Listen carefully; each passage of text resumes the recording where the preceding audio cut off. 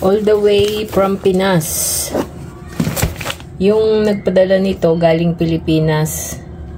Galing siya sa bakasyon noong Christmas hanggang New Year. Ayan.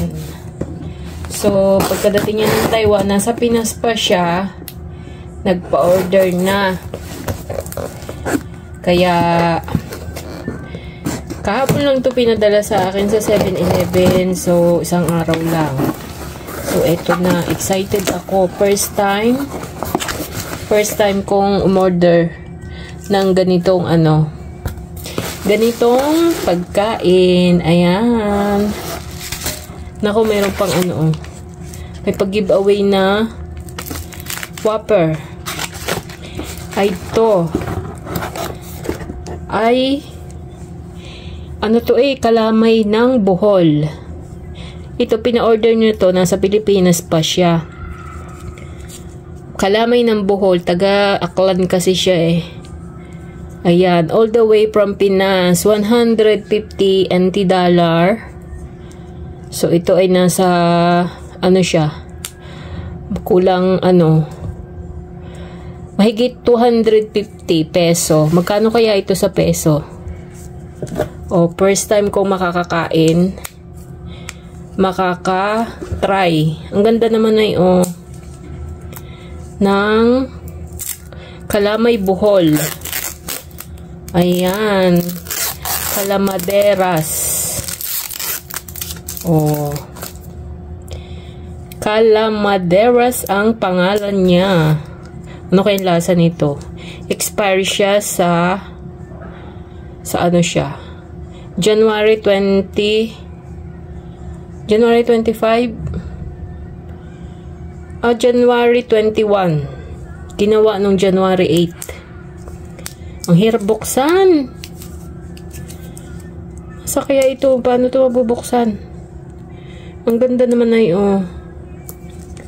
Diyos ko, nahirap pa buksan naman. Kalibahasa bano. Ano kayong lasa nito? Kalamay ng Bohol eh. Dito daw sikat ang Bohol. Ang alam ko sa Kalamay Bohol, nakikita ko sa mga vlog, yung nasa bao ng niyog. Yung, siya, sa bao siya ng niyog nakalagay. Ay ito nasa plastic.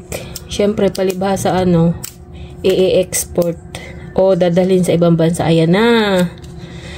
Ayan guys. See? Ang ganda. Ang lagkit. Ang ganda nyo. Wow. Para siyang kalamay sa Quezon. Ganito kalamay sa amin sa Quezon. Yung malagkit. Try nga natin kung anong lasa.